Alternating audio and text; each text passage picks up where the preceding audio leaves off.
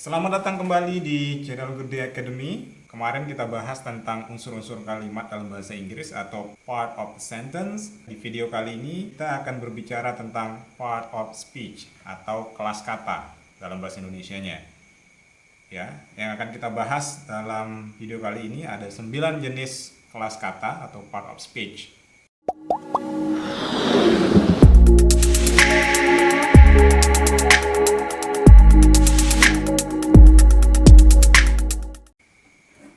Sebelum saya membahas masing-masing jenis kelas kata atau part of speech, saya akan memberikan sedikit pengantar ya tentang kenapa sih part of speech itu penting untuk kita pelajari.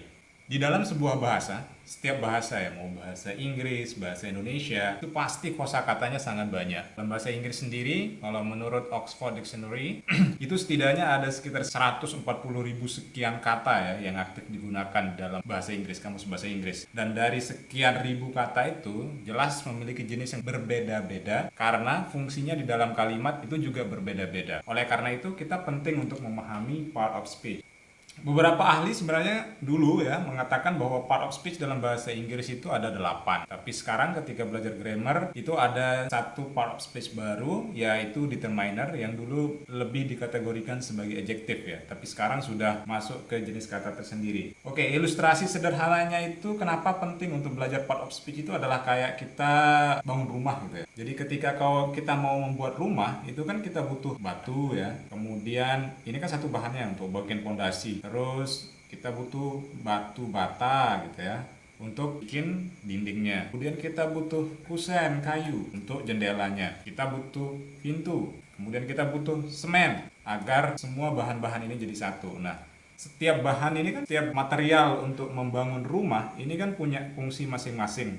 Nah, sama dengan kelas kata tadi itu. Setiap kelas kata atau part of speech itu memiliki fungsi dan tugas masing-masing di dalam kalimat. Oke, sekarang kita langsung saja bahas lebih detail tentang 9 jenis part of speech dalam bahasa Inggris. Video kali ini hanya akan memberikan pengantar singkat ya tentang part of speech. Jadi nanti akan ada video lanjutan tentang pembahasan detail dari masing-masing part of speech. Ini hanya pengantar saja untuk 9 jenisnya. Oke, kita mulai dari yang pertama. Kita lihat di sini ada tabel ya. Yang pertama ini adalah jenis part of speech-nya, kemudian tabel kedua itu adalah fungsi dari part of speech-nya, kemudian ini jenis contoh katanya, dan kemudian ini adalah contoh kalimatnya. Yang pertama adalah verb. Fungsi verb itu adalah menunjukkan apa yang dilakukan atau kondisinya. Jadi apa yang dilakukan itu adalah verb. Contoh katanya ini banyak ya. Ada write, drink, eat, feel, think, seems, dan lain-lain. Oke, dalam kalimat fungsi dari verb itu apa? Fungsi verb dalam kalimat sendiri itu adalah menjadi predicate ya. Nah, coba kita lihat kalimat ini. Yang menjadi verb di sini kita bisa identifikasikan drinks ya. Nah, masih ingat kan kemarin ketika kita belajar part of sentence, ana ini fungsinya apa? Ini fungsinya jadi subjek. Oke. Kemudian contoh kedua, di sini kata kerjanya apa? Atau verbsnya apa? Teach. Oke, subjeknya adalah I. Jadi itu sederhananya. Kemudian jenis kelas kata yang kedua atau part of speech yang kedua adalah noun. Fungsi noun itu sendiri adalah menunjuk ya, menunjukkan person, orang ya, place, tempat, thing, benda. Ini juga masuk animal ya. Kemudian emotion or idea. Oke. Contohnya di sini ada man. Man ini kira-kira apa? Man ini kan person ya. Kemudian girl ini juga person. Jadi dia menunjukkan person. Book. Book ini kan thing. Teacher. Teacher itu apa? Teacher itu kan person. Oke. Lombok. Lombok itu kan nama tempat ya. Jadi place. Messi itu nama orang. Berarti dia person. Love. Love itu kan emosi ya. Jadi dia emotion. Kemudian justice. Justice itu kan sebuah ide gitu ya, gagasan, keadilan gitu. Jadi dia idea. Happiness ya sama juga, dia bisa masuk emotion atau idea. Jadi itu fungsi noun adalah untuk menunjukkan person, place, thing, emotion or idea. Oke. Contoh dalam kalimat the student is reading a book. Di sini kan kita punya dua noun ya. Ini noun yang pertama, ini noun yang kedua. Oke. Tapi kedua noun ini memiliki fungsi yang berbeda. Verbnya di sini adalah is reading ya. Yang ini, noun yang ini fungsinya sebagai subjek, ini sebagai verb. Nah, ini sebagai objek. Oke. Love is happiness. Berarti di sini love itu adalah noun. Ini adalah verb. Ini fungsinya adalah noun juga, tapi dia tidak berposisi sebagai subjek. Dia menjadi apa kira-kira di sini? Complement. Oke, kemudian kelas kata yang ketiga adalah adjective. Adjective itu sendiri fungsinya adalah menerangkan noun. Jadi dia harus dempet tuh sama nounnya. Nah, contoh dari adjective ini banyak. Ada good, big, red, well, interesting, dan masih banyak contoh kata yang lain. Oke, kita langsung ke contoh kalimatnya. I bought long pen and a short pencil. Ini I, berarti dia subjek ya. Kemudian ini adalah verbnya, a long pen. Oke, ini noun ya. Nah, adjektifnya mana? Ini. Kemudian kita punya noun lagi, pencil. Ini berarti adjektifnya apa? Short. Nah, kenapa disebut dari fungsinya dia adalah menjelaskan noun? Karena apa yang panjang? Ya jelas pennya kan. Berarti long ini menerangkan pen. Kemudian short ini menerangkan pencil. Nah, bedanya kalau bahasa Indonesia itu hubungan antara noun dan adjektif itu bersifat diterangkan menerangkan ya. Diterangkan menerangkan. Contoh baju baru. Berarti kan baru menerangkan baju kan. Kalau gitu aturan bahasa Indonesianya. Justru kalau bahasa Inggris kan dibalik. Jadi dia polanya itu menerangkan, diterangkan. Contoh new book. Kira-kira di sini yang diterangkan apa? Booknya kan. Yang menerangkan adalah adjektifnya, new-nya. Jadi dibalik, new-nya ini di depan, booknya di belakang. Kalau bahasa Indonesia diterangkan, menerangkan ya. Bajunya di depan, barunya di belakang. Oke, kemudian jenis kata yang keempat. Ini 1, 2, 3, 4. Jenis kata yang keempat itu adalah determiner. Fungsinya adalah untuk membatasi atau menentukan sebuah noun. Kalau kita mau identifikasi sebuah kata itu noun apa tidak, itu bisa kita tes dengan menambahkan determiner di depannya. Nah, determiner ini banyak ya, tapi saya sebut beberapa saja. Ini ada an, the, to, some, many. Jadi kalau ada kata-kata yang bisa ditambahkan ini, pasti dia itu adalah noun. Contoh di sini ya, she, ini subjek ya, loves itu adalah verb. Nah, ini kan ada book ya. Kalau ragu, book ini noun apa verb? Karena kan book itu bisa artinya booking, yang berarti dia verb atau buku.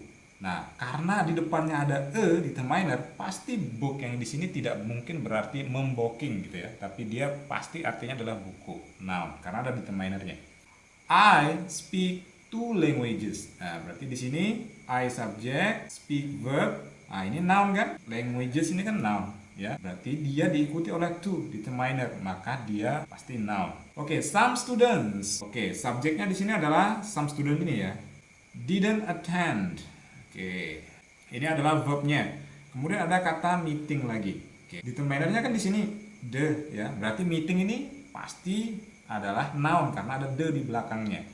Kemudian students ini pasti noun karena ada determiner some di depannya. Jadi itu fungsi determiner itu adalah untuk menentukan sebuah noun gitu ya. Makanya di sini limits or determines a noun. Oke, sekarang kita ke jenis kata yang kelima, yaitu adverb. Fungsi adverb itu adalah describe a verb, adjective, or adverb. Jadi dia bisa menerangkan verb, dia bisa menerangkan adjective, dia bisa menerangkan adverb itu sendiri. Bedanya kalau adjective tadi fungsinya menerangkan noun. Justru di sini adverb menerangkan verb. Contohnya banyak. Quickly, silently, well, badly, very, really. Dan keterangan itu kan bisa keterangan waktu, keterangan cara, keterangan tempat ya.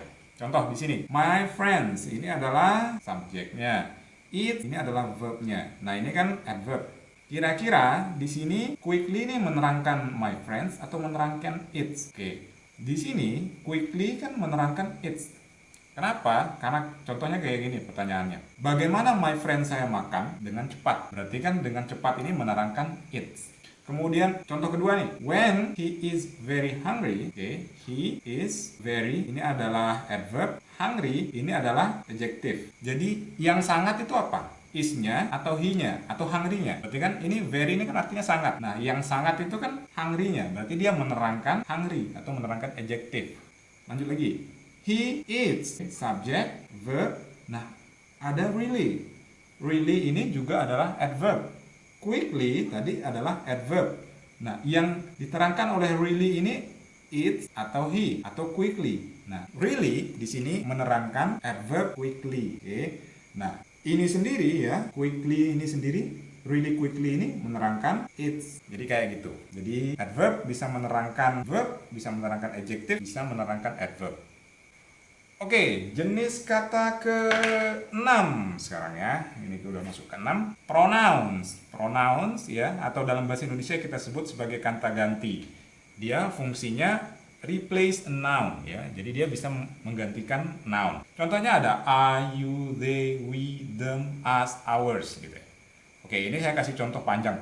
Coba misalkan kita baca kalimat yang kayak gini ya. One day the doctor asked the doctor's assistant for the doctor's calendar. Ada berapa kata dokter di sini? 1, 2, 3. Lanjut lagi ya. Then the doctor checked the doctor's calendar to see what appointments the doctor had that day. Ini kan kata dokternya berulang-ulang tuh. Nah, ada caranya dalam membuat kalimat agar kita tidak mengulang kata-kata dokter ini. Anggaplah dokternya ini cewek ya, misalkan ya. Berarti one day the doctor asked the doctors. The doctors. Berarti ini kan bisa kita bilang her kan? Bisa kita ganti jadi her untuk pronounnya. One day the doctor asked her assistants for, ini doctors ini kan balik ke dokter yang ini kan, berarti kita bilang juga her calendar. Then dokter ini balik ke dokter yang mana? Dokter yang lain atau dokter ini? Dia balik ke dokter yang ini juga, berarti bisa kita bilang she. Then she checks the doctor's calendar. Doctor's calendar, kalendernya di si dokter. Kalender si dokter yang mana? Dokter yang ini juga kan, berarti ini kita pakai her. Oke. Then she checked ya her calendar to see what appointments ya. Nah, the doctor yang ini balik ke sini juga kan, berarti her. Bukan ya. Appointments she had that day. Nah, ini kan lebih enak kita baca tuh. One day the doctor asked her assistants for her calendar. Then she checked her calendar to see what appointments she had that day. Jadi kata doctors itu tidak berulang-ulang kita pakai, kita ganti dengan kata gantinya. Kemudian kelas kata yang ketujuh adalah prepositions. Ini fungsinya preposition ini atau preposisi ini adalah untuk menghubungkan noun ke kata yang lain.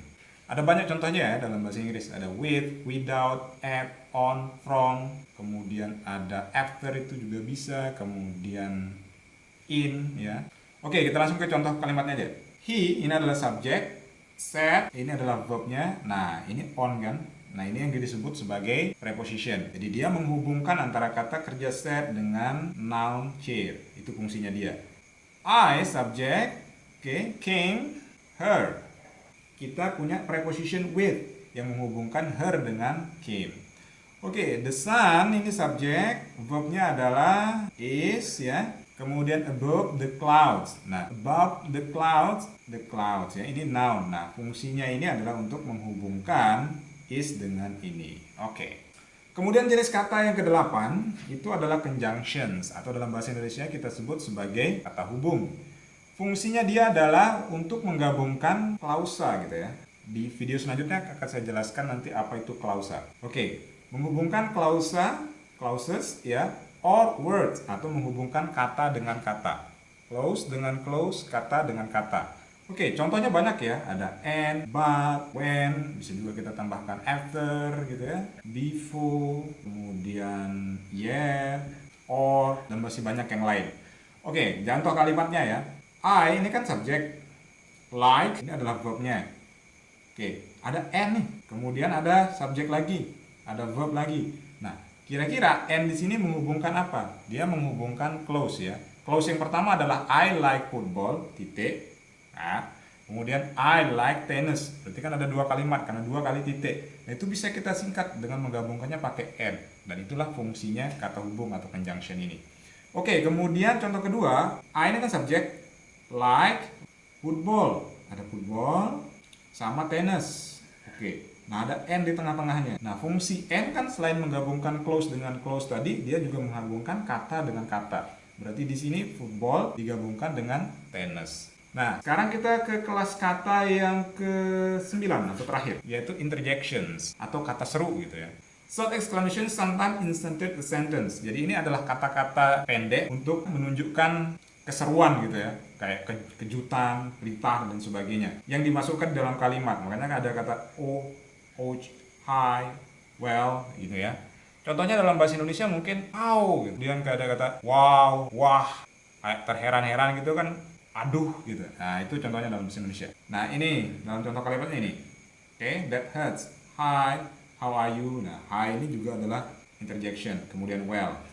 Oke, jadi itu pengantar singkat tentang 9 jenis kelas kata gitu ya dalam bahasa Inggris atau a part of speech. Nanti masing-masing akan ada penjelasan lebih detail tapi di video yang terpisah ya. Jadi ini adanya pengantar untuk teman-teman agar mengenal sedikit saja tentang setiap kelas kata yang ada di bahasa Inggris sehingga nanti ada bayangan akan belajar seperti apa.